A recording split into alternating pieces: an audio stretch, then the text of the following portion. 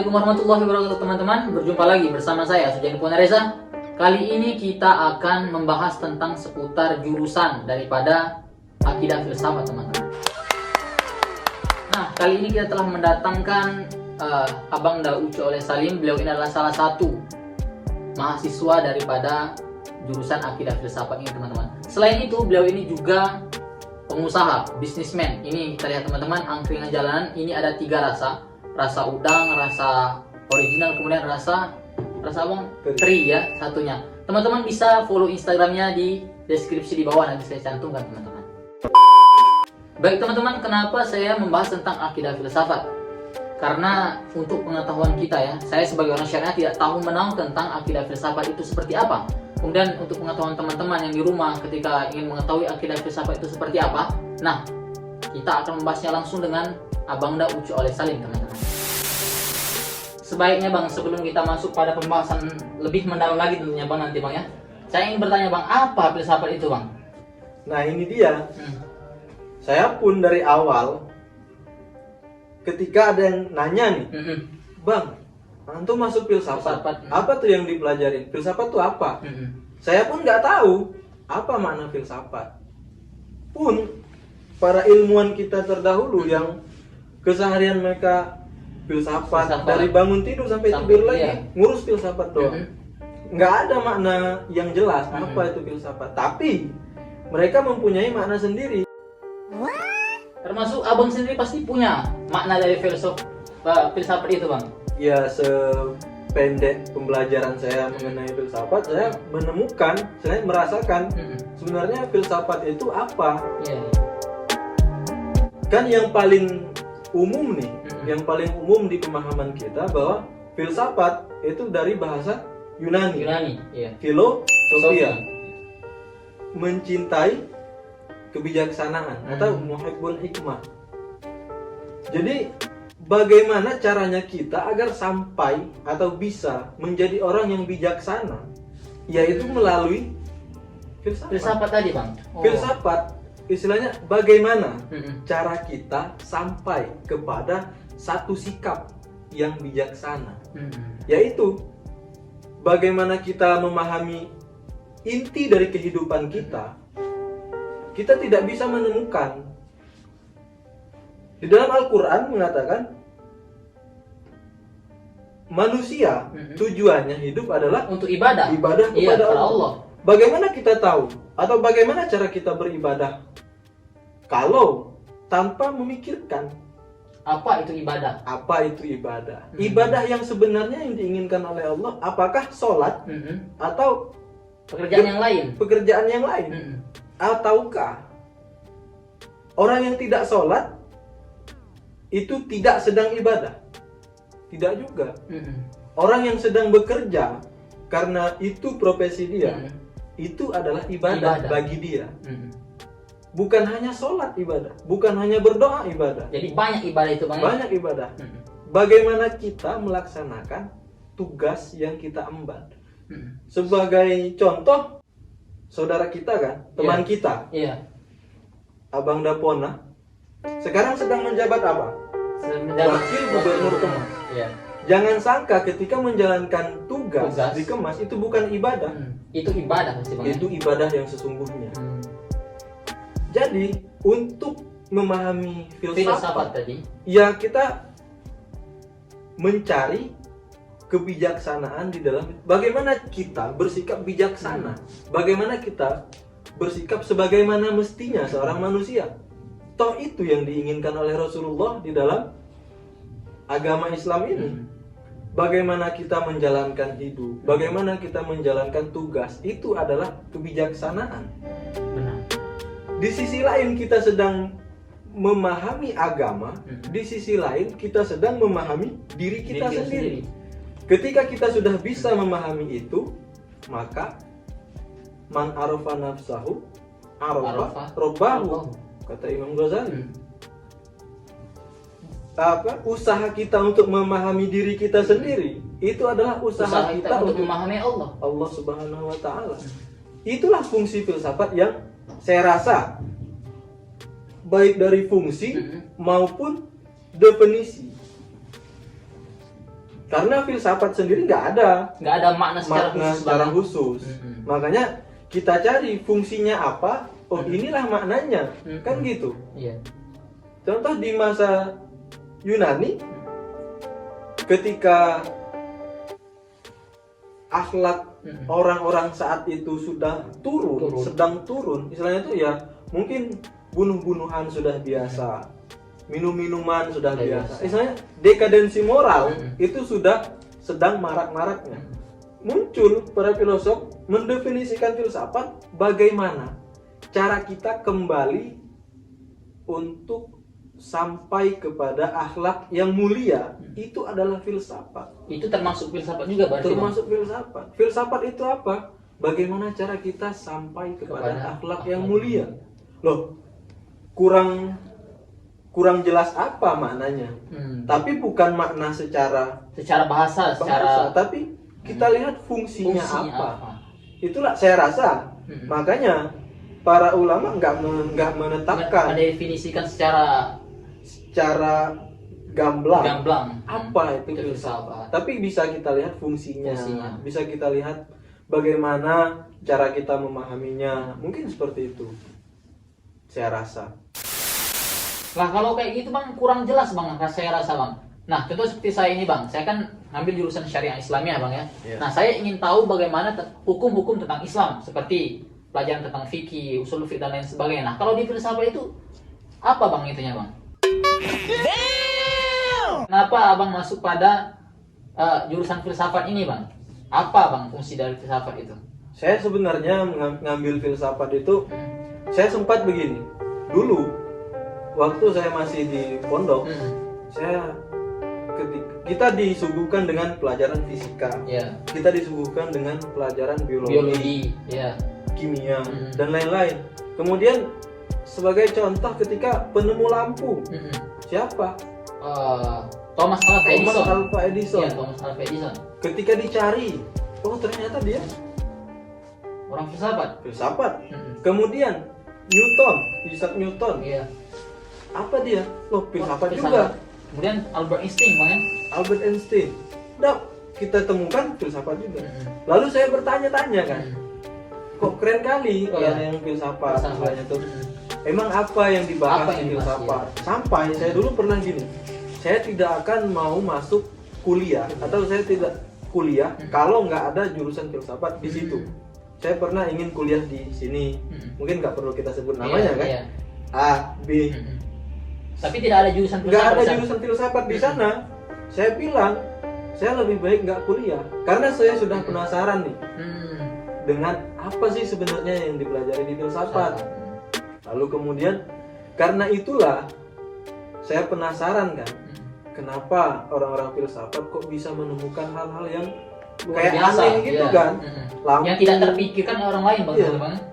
Kan sering orang-orang yang belajar di filsafat dibilang gila kan. Ya karena mungkin dalam anggapan mereka. Ya kalau misalnya kita dengar filsafat itu agak serem gitu Bang. Agak serem. Iya serem. Saya pun sebenarnya emang seserem itu ya. Tapi kalau melihat iya ya kan, ketemunya lampu, ketemunya hukum gravitasi kan, itu kan orang-orang filsafat semua. Ternyata filsafat itu bukan mempelajari sesuatu kayak nih misal usul fikih. Jelas bagaimana cara kita mendapatkan sebuah hukum tafsiriyah di dalam Islam. Bagaimana cara kita ngambil hukum itu yang dipelajari di usul fikih. Filsafat enggak. Filsafat itu lebih bagaimana kita mencapai sesuatu, bagaimana kita memikirkan sesuatu. Nah di situ memang filsafat dia bukan ilmu yang berdiri sendiri. Saya rasa seperti itu. Karena maksudnya dia harus bukan berdiri sendiri itu bagaimana Bang? Dia harus ditopang oleh ilmu-ilmu lain. Kayak misal sebenarnya filsafat dia mempertanyakan aja nih. Pertanyaannya mungkin yang paling sering ditanyakan oleh orang, entah itu serius, entah itu main-main. Tuhan itu ada nggak sih? Tuhan itu emang benar adil nggak? Kemudian ya itu kan kalau misalkan dipikir secara logika kan agak Ya kan kalau misalnya kita pertanyaan kayak gitu kan. Kalau kita biasa-biasa aja, Iya. Ngapain ini orang nanya-nanya? gila kan? Iya. Gila. Mm-mm. Ngapain nanya-nanya Nanya Tuhan? iya. Ngapain nanya-nanya Mm-mm. fungsi agama Iya. misalnya? Mm-mm. Lah jelas ya. Mm-mm. Tapi ketika kita masuk ke dalam filsafat, Filsafat. kita menemukan bahwa pertanyaan itu penting. Mm-mm. Coba kita pikirkan. Mm. Emang benar Tuhan ada? Bener Tuhan ada, Bang. Bener. Iya. Itu bagi Bagi ente yang Iya. udah Islam. iya. Bagi Kalau misalkan orang-orang yang di belum sana, Islam, iya. nih contoh, Hmm. fungsi Tuhan ente di mana? Ketika terjadi gempa bumi. Iya. Gempa bumi terjadi kenapa? Karena geseran. Karena gesekan Iya, lempeng lempeng bumi. bumi, iya. Tuhan di mana? Kan lempeng bumi bergesek. Iya. Itulah gempa. Hmm. Tuhan lo di mana? Nggak ada fungsi Tuhan di situ. Hmm. Satu nih. Kedua, kalau misalnya kita nanya lagi, ketika seseorang mati karena sakit jantung, jawaban dokter apa? Sakit jantung. Jantungnya nggak fungsi kan? Iya. Rusak segala macam. Fungsi Tuhan di mana? Karena sudah jelas loh, yang membuat dia mati kan jantungnya udah nggak fungsi. Atau gempa bumi karena Lempeng berat tadi. lempeng bergerak. Hmm. Hujan kenapa?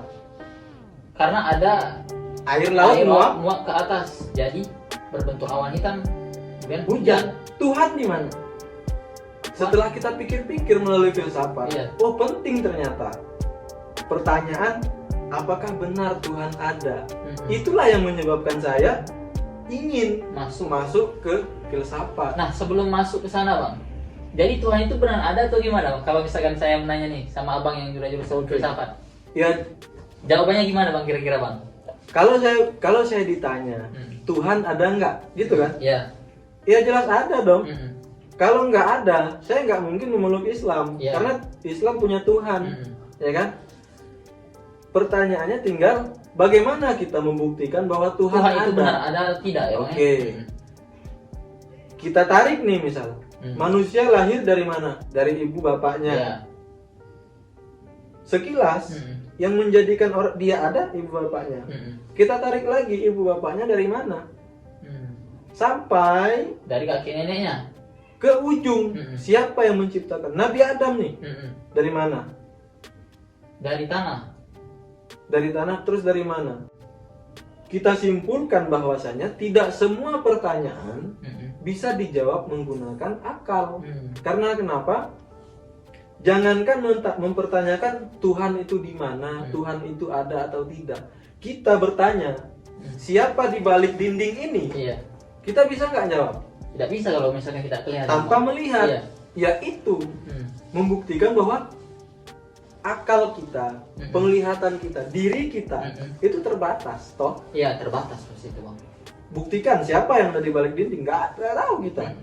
Itulah, jangankan mempertanyakan Tuhan, Mempertanyakan orang di balik dinding aja kita tidak bisa. kita tidak bisa menjawab secara langsung. Makanya para ulama, nah di sini nih Iya.